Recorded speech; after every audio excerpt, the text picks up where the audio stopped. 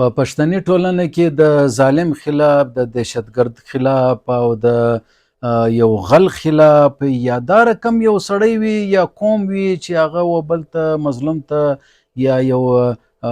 پاته شاته خلکو ته نقصان ورسي، د هغه خلاف پښتون ولس یا قوم مجموعي طور یو عمل کوي و هغه ته چغه وایي. دا چغه چې ده هغه د مدد ناره ده، پر خلکو باندې ناره ده چې راسئ زما سره ملګرتوب وکړئ. نو د پښتونولي یو خاص دود دستور دی، په هغه کې چغه ډېر زیات اهمیت لري. دا د نن سبا د پښتنو په دور کې خو بیخي زیات اهمیت لري، ولې نن ټوله پښتون په چغه اخته دی، په چغه اخته دی نه. او پښتنو کې یو بل دود دستور دی، یو خاصیت دی، تړون. تړون اصل کې د ظالم خلاف د مظلومانو یو معاهده ده، یو ان ریټن معاهده ده، نه که سټامپ پیپر نه دی، بلکې زباني طور یو د بل ته دا ووایي چې باید زه دې ملګرتیا کوم په خپل توپک او په خپل توره، په خپل قلم، په خپله ژبه، یا په دا رقم زما چې کوم وس و طاقت وي، مالي طور، جاني طور، هغه دې زه ملګرتیا کوم. و دا عمل ته تړون ویل کیږي. دا څه یو سټامپ پیپر خو نه دی، یو مچلکي دی چې جمع کیږي په عدالت کې، یا بلکې د پښتنو چې کوم دود دستور دی په هغه کې چغه او تړون څه اهمیت لري. او د نن سبا په دور کې دا سته نسته، دا خوی باید چې برته راځوندی سي. پر دا باندې به نن موږ مجلس کوو. بسم الله الرحمن الرحیم. السلام علیکم. زه یم نقیب الله کلزی او دا د زما یوټیوب چینل. هر ماخستن موږ دلته پښتنو ته چې کوم مسلې، مسایل، شخړې ورپېښ دي یا په ټولنه کې چې کوم زموږ روایات دي او خبرې دي، مجلسونه دي، په کور کې ژوند زندگی د طور طریقې دي، رویې دي، اقدار دي، ویلیوز دي، پر دا باندې موږ نن مجلس کوو. او خاص کر نن چې موږ پر یو د پښتونولي چې کوم دا سیریز دی، په دا کې تاسو وینئ زما مختلف ویډیوګانې دي، یقینا تاسو به استفاده جن حاصله کړې. په دا یوټیوب چینل کې په پلی لیسټ پښتونولي کې ما پر مختلف قدرو باندې او ویلیوز باندې مجلسونه کړي دي. تاسو به هغه ویډیوګانې هم ضرور ګورئ او یو بل ته بیا استوئ. او دا زما یوټیوب چینل چې دی هغه سبسکرایب کړئ او دا لینک چې دی هغه په واتس اپ ګروپو کې نور تور واستوئ او دا د غنټۍ بټن دباو کې چې هر ماخستن بیا ویډیو زه اپلوډ کوم اول دواره در تاسو در ورسیږي. د پښتونولي په دې سیریز یا لړۍ کې مختلف موضوعات او قدرو باندې موږ مجلس کړی دی. نن موږ پر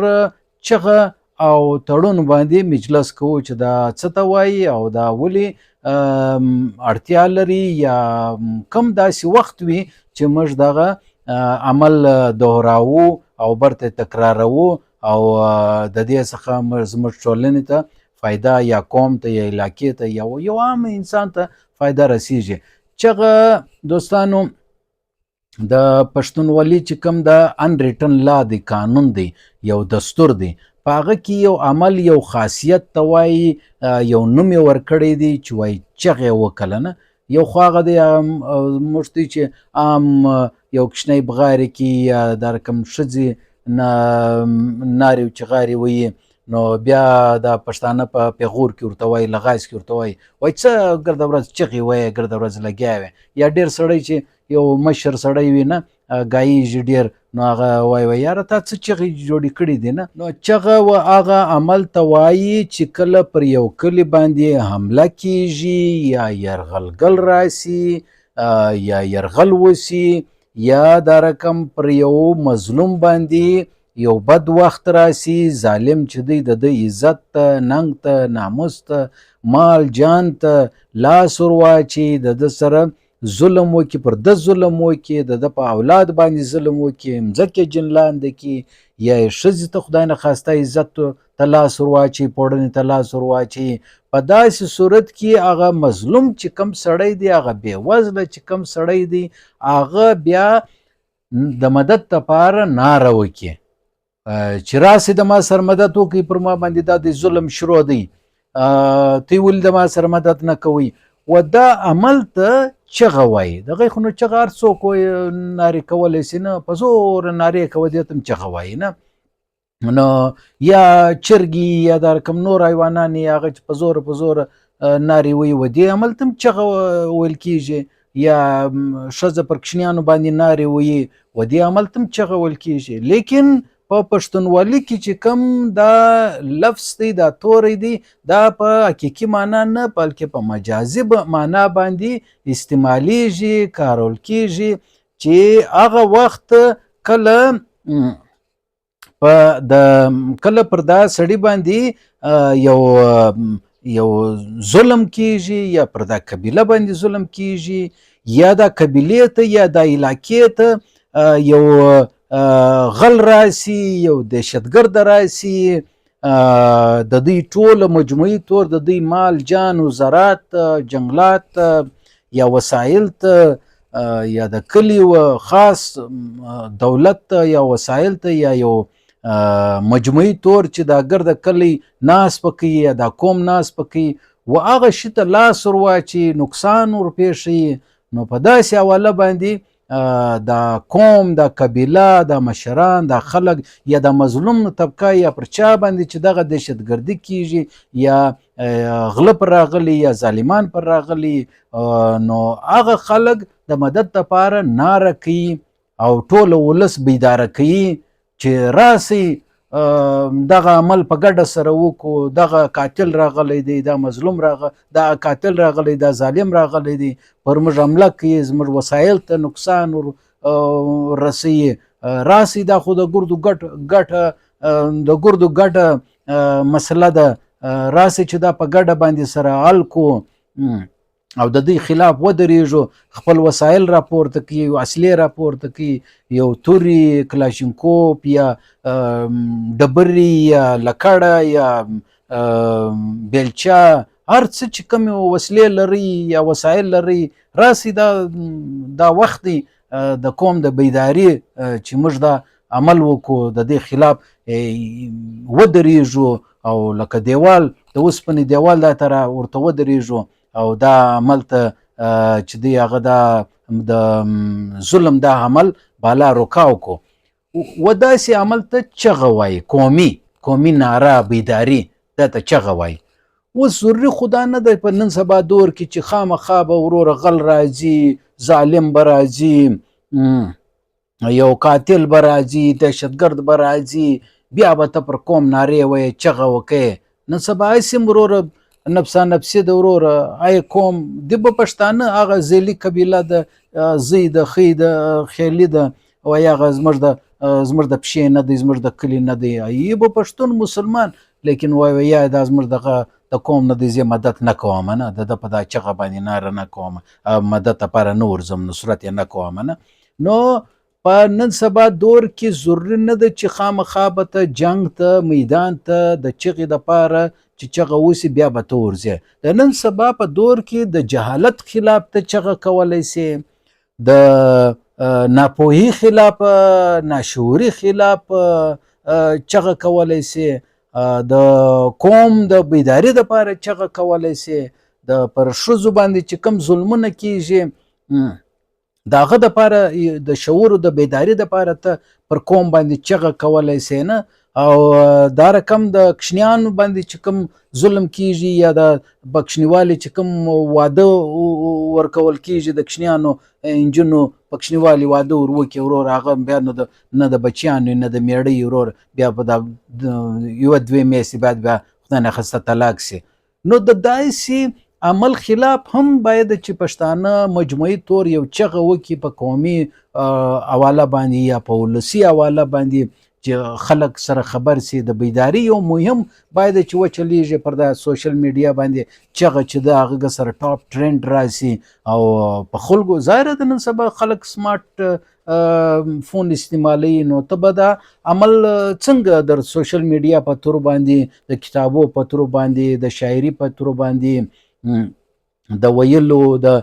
مولوي صاحبانو د په حواله باندې د انجیوز په حواله باندې باید چې چغه یو تنظیم جوړ سي، یو انجیوز جوړ سي او نوی شکل ورکول سي، ریشیپ سي دغه عمل د پښتونولي چې په څنګه د چغه په حواله باندې موږ په قوم کې یو مجموعي شعوري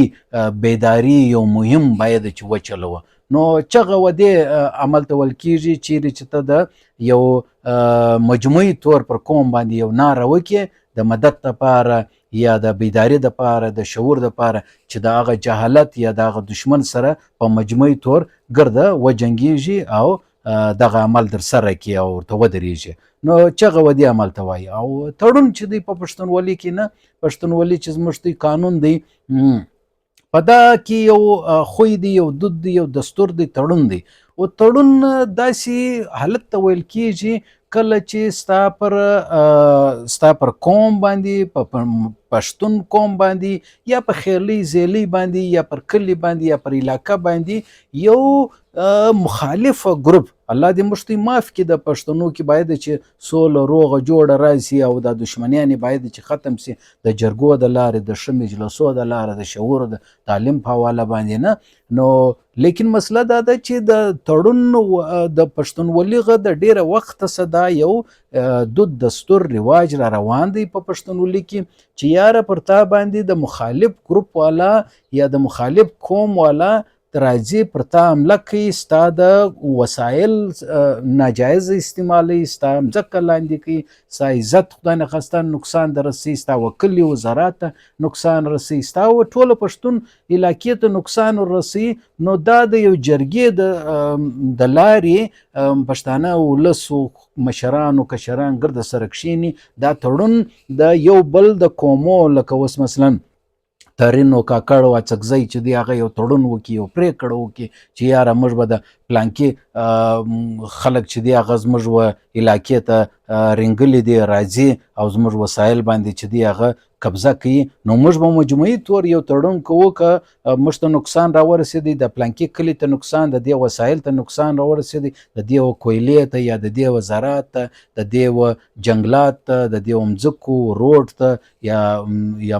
مسجد ته یو څه نقصان راورسېدی، نو موږ به په مجموعي طور یو د بل سره کومک کوو او د هغه خلاف بیا درېږو، په اصله به هم درېږو، مالي او جانب هم درېږو او په زباني به هم درېږو او د هغه لاره چې دی هغه به نیسو چې دا ظالم زموږ وکلي ته نسي را، زموږ وسایل ته نسي را. یو معاهده به سره وکړو، یو تړون به سره وکړو، یو پښتو به سره وکړو، یو واده به سره وکړو، یو کول به سره وکړو، یو زبان یو بول به سره وکړو چې و دې عمل ته تړون وایي، یو معاهده، یو اګریمنټ. هغه که ریټن وي که نه ریټن فرق نه کوي، لیکن هغه دغسې عموما داسې زباني د جرګې د ترو دا جرګه وسي او دا خبره کې وسي چې یار پلانکي قوم دا یا زیلی قوم دا تړون کړی دی چې وایي زموږ وسایل لره د پلانکۍ څخه نه راځي، که رالی موږ مجموعي طور د دوی مخنیوی کوو او د دوی سره به مقابله کوو. نو تړون په نن سبا دور کې دغه پریکړه د ولسی د بیداری داسې یو ناره، یو داسې مجلس چې هر پښتون قوم باید چې پالنه وکړي، د پښتون قوم باید چې په مجموعي طور باندې یو تړون سره وکړي، د جرګې د لارې دا تړون سره وکړي چې وروره موږ به د ولور خلاف چې هر څوک زیات ولور اخلي یا ورکوي د هغه خلاف زموږ دا تړون دی، د هغه سوشل بایکاټ به کوو، د هغه څخه مقابله کوو، د داسې قومو، د داسې خلکو، د داسې مشرانو به موږ غندنه کوو چې تړون به سره کوي، چې موږ غندنه کوو چې هغه زیات ولور اخلي، هغه په علاقه کې د پولیو خلاف وي، هغه په علاقه کې د حفاظتي ټیکې خلاف وي، هغه په علاقه کې د تعلیم خلاف وي، هغه په علاقه کې د انجونو د سبق خلاف وي، د علم او د رڼا او د شعور خلاف وي. نو دا پښتنو ته پکار دی چې دا تړون وکړي چې بای په جهالت دپاره، د ولور دپاره، د ناجایز د چا مځکې قبضه کېدن، لینډ مافیا ده، د دې خلاف باید چې هر سړی، هر قوم راپورته سي او د ځیلي قومونه، زیي او خیلي دا ګرده کلي والا راپورته سي، یو بل تړون وکړي چې باید زموږ په کلي کې که چا زموږ په روډ کې زموږ په علاقه کې کرپشن وکړي، غلا یې وکړله، قومي پیسې وسایل یې غلا کړلو، د ولس د ګټه باندې نه کو تمام بلکې د ذات دپاره استعمال کړلو، د دې انسانانو خلاف زموږ تړون دی سوشل بایکاټ وکړو، نه به ووټ ورکړو، نه به ملګرتیا به کوو، نه به فاتحه له ورځو، نه به جنازې له ورځو، نه به واده له ورځو، نه به دا خلک په خپلو جرګو په مرکو کې راغواړو، په ننوات کې راغواړو، موږ به دا خلک نه منو. داسې تړون ته په کار دی چې په نن سبا بیداري په دور کې، د نن سبا په تعلیم یافته دور کې و خلکو ته په کار دی چې د چغې په حواله باندې او د تړون په حواله باندې یو دا چې کوم زموږ خوی دی دا ری شیپ کې، ری ډیزاین کې او په جدید شکل کې برته نافذ کې، په شعوري طور په قانوني طور باید چې ګسره یو قانون ورکول سي، لکه په د پنجاب کې چې مختلف پنچایت قانون دی، پلانکی قانون دی، دا رقم زموږ په پښتني ټولنه کې چې کوم دا امپیګان دي، وزیران دي، دا هم باید د اسمبلیو، د قومي اسمبلیو، د صوبایي اسمبلی یا د ډسټریکټ په لیول باندې دغه زموږ د پښتونولي چې کوم دود دستورونه دي دا نافذه کې، قانوني شکل ورکړي او بیا به هیڅوک هم انکار نه کوي، عدالت به مني و یاره دا خو د پښتنو خپل قانونونه دي، د دې څخه انکار نشته او خلک د دې قانون احترام کوي، مني، لہذا حکومت به مني. هسې هم دا حکومت چې دی هغه د انګریزانو د قانون لاندې دی، دا خو نه ولکه اسلام دی نه ولکه پښتونولي دی، نو د پښتونولي اصل کې اسلام دی، اسلام اصل کې پښتونولي ده، دا سره جلا جلا نه دي. نن دوستانو موږ د پښتونولي په حواله باندې مختلف دا ویډیوګانې جوړ کړي دي، تاسو هغه هم کتلی سئ. نن موږ پر چغه او په تړون باندې دغه مجلس وکړئ، تاسو دا نور ویډیوګان هم پر دا پلی لیست پښتونولي کې کتلی سئ. یو بل ته واستوئ په وټساپ کې، دا لینک یې کاپي کړئ او دا زما یوټیوب چینل چې دی سبسکرایب کړئ چې بیا هر ماښام زه ویډیو اپلوډ کوم د نقیب کلزي دغه مجلس در تاسو اول در ورسیږي. حاضر دم ما نقیب کلزي ته راکړئ اجازت، سبا بیا ستاسو په چوپړ کې حاضرېږو. راکړئ اجازت، د الله په امان. اسلامي انقلاب زنده باد.